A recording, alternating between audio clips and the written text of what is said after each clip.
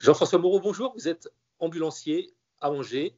Bonjour. Depuis le début de cette crise sanitaire, quel est l'impact de l'épidémie sur votre activité quotidienne?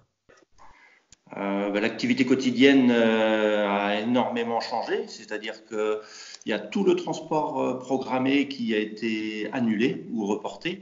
Ça représente à peu près entre 60 et 65% de l'activité. C'est-à-dire on a une chute de l'activité de plus de 60%. Et qui est compensée par d'autres transports, du coup? Non, c'est pas compensé par d'autres transports. Il faut malgré tout que l'on reste présent sur le terrain pour faire face justement à la demande du SAMU. Les transports que nous avons aujourd'hui, c'est le transport qui ne peuvent pas être déplacés, c'est-à-dire ce sont toutes les personnes qui vont en dialyse 3 fois par semaine et les personnes qui ont de la chimiothérapie ou de la radiothérapie à l'ICO Paul Papin. Et après, de là viennent se rajouter tous les transports à la demande du SAMU, les transports urgents également à la demande des médecins généralistes. Alors, qu'est-ce que ça représente justement ces transports demandés par le SAMU? C'est principalement du Covid, hein.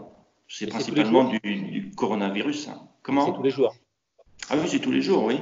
Oui, des Covid, la semaine dernière, on devait en faire une douzaine à peu près par jour. Et puis là, depuis hier et ce week-end, on est plus entre 15 et 20 par jour qu'une douzaine. Qu'est-ce que ça change dans l'exercice de votre métier, ce type de transport en termes de précaution? Quelles sont les contraintes particulières?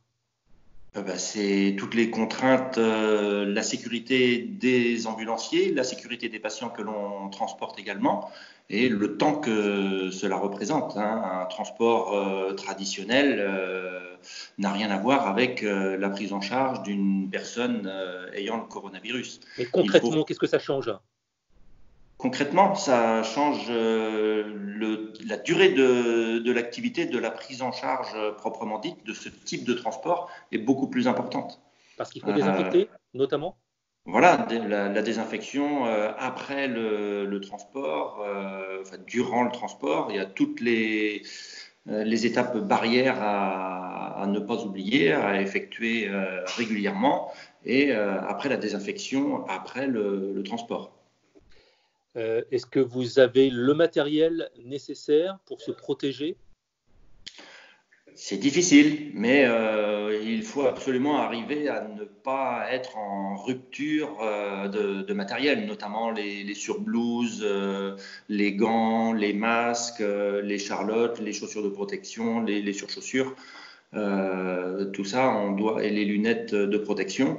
Jusque-là, on n'a pas de pénurie, mais il ne faut pas qu'on tombe dans la pénurie parce que ça risquerait d'être extrêmement problématique. Ce qui change beaucoup aussi pour vous, c'est évidemment les conditions de circulation. Vous ne reconnaissez pas Angers. Les conditions de circulation, c'est formidable de rouler dans une ville comme ça.